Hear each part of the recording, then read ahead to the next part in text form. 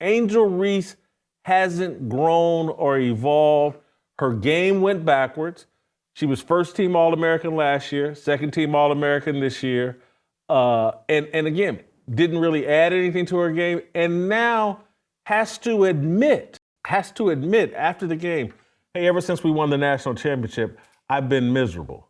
And I believe she's being honest there. I don't think she's found any happiness at all in being the villain, in being the person that everybody's talking about and criticizing. And it's because she put that energy out there, and she's getting back the energy she put out there, and she doesn't like it. She lives way too much on social media. That's another part of the conversation that I think we're missing is this girl is not happy. The money, the fame, the social media fame, none of that actually makes you happy and content. She's miserable trying to be some fake villain that she's really not.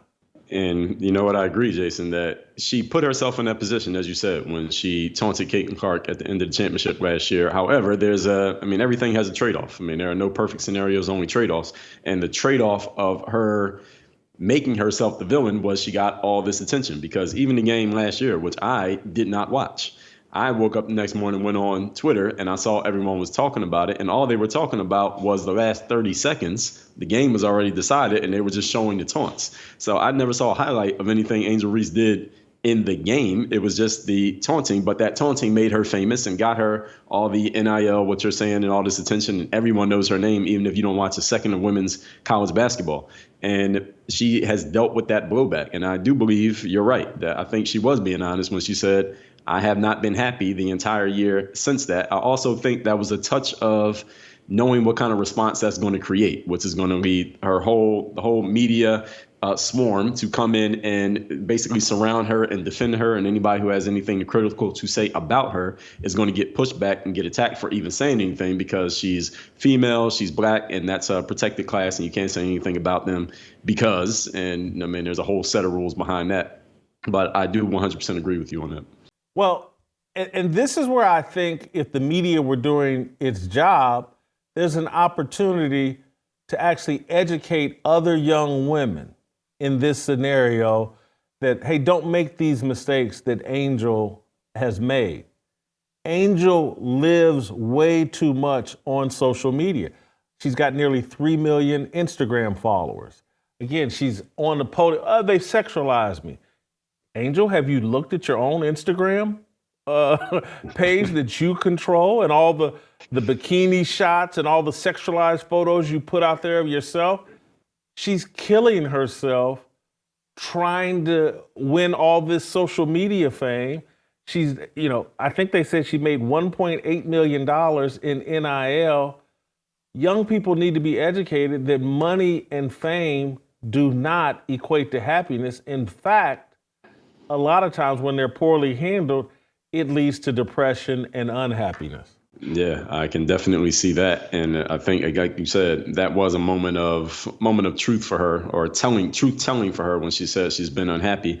And at the same time, we wouldn't be having this conversation had she not taunted Caitlin Clark at the end of that game last year. So again, you got to kind of take the good with the bad, I guess. And had she won the game last night, what kind of conversation would we be having right now? Had she ended up winning that game?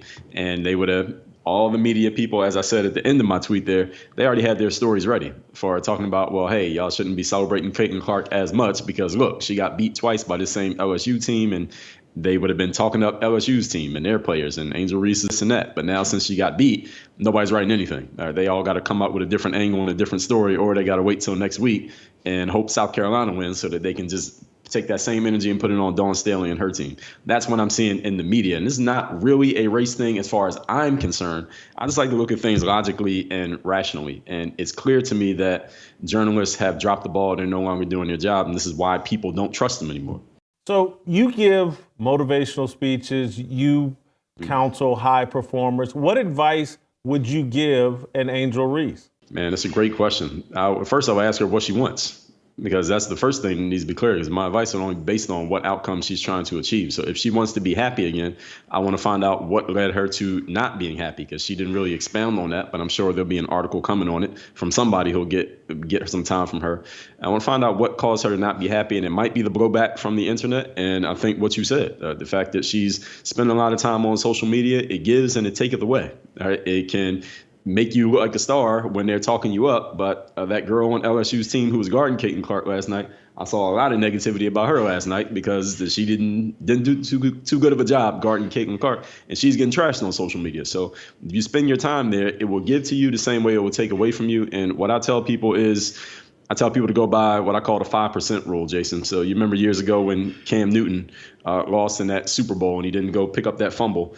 It's 95% of people are going to talk good about you. 95% of people are going to talk good about you because they are fans of yours. They're going to be positive about you no matter what. And about 95% of people are going to be negative towards you no matter what, especially when you're in the public light. And it's about 5% of people whose opinions are going to be variable based on what they see and what they look at. And you can't live your life based on that 95% of people who are negative towards you. And Angel Reese put herself in a position to draw those people's attention. And when you get attention, a good percentage of those people are going to be negative just because that's human nature. It's not that many negative people in the world, but they tend to travel around a lot, as they say. And social media makes it easy to travel from the comfort of your own home.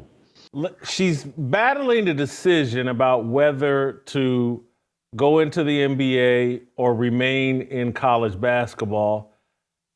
I almost think she might be better off going to the WNBA because she'll have a lot of anonymity because no one watches the WNBA.